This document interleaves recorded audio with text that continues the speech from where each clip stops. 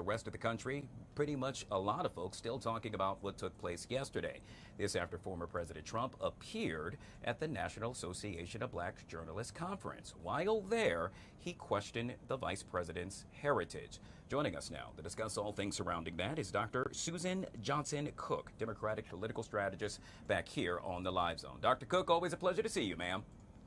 Pleasure to see you, too. Thank you for having me. All right, let's talk about what happened yesterday. A lot of eyes on the former president, a lot of eyes actually bulging with regard to what was discussed. Your take on everything that unfolded yesterday? Well, not only did he take and disgrace himself, but he took on the vice president's identity. No one has the right to tell someone who or who they are not. But he also took on the journalists from whom he accepted the invitation right in their presence. He took them on confrontationally from the first question. It is a disgrace. I know that journalists have to cover all candidates, and they made a choice to invite both of them. But once you accept, you also are in the presence of the people who were the invitors. And there is a respect level you should give, number one, for the invitation, and number two, because of the audience that you are serving. You don't talk about how you have all of these black friends and how great you've been to black people, and at the same time you're insulting black people. It doesn't compute.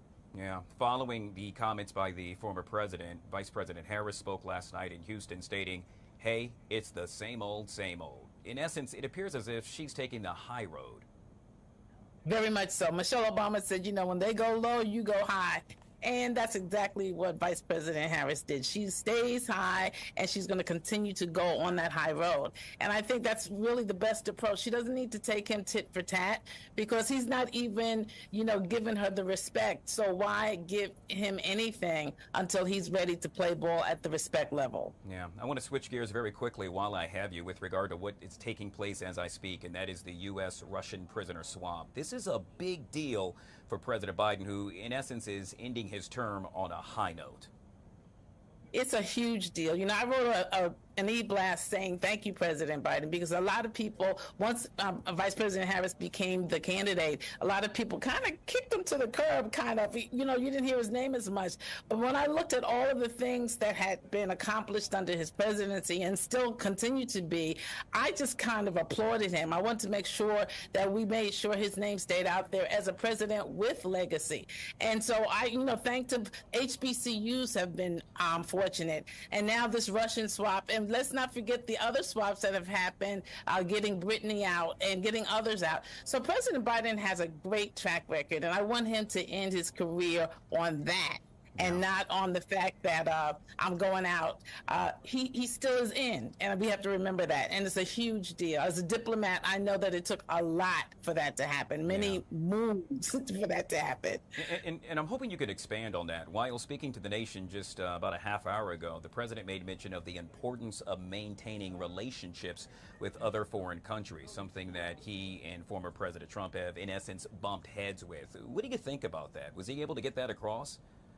Oh, very much so. When I was in office as Ambassador for International Religious Freedom, we had what you call unilateral or multilateral relationships. And that meant many times you had to have other allies to help you get something to happen. And so you can't have relationships where it's just one-on-one. Many times it's 4 or 5-on-1, and relationships matter. That's what makes the whole world go around. So he's had others. And many times when you're trying to get a prisoner out, you can't make the headline saying, look at what we're doing. Much of the time, the work is behind the scenes, and when it is going to happen, that's when it's the headline. And that's what we saw today. This has been months in the working, and years in the working, but Biden made it happen. So I salute you, and kudos to you, President Biden. Well, in that case, I got to say, you made it happen, and I'm referring to this segment. Once again, we have been joined by Dr. Suzanne Johnson Cook, Democratic political strategist, back here on the Live Zone. Always good to see you, ma'am.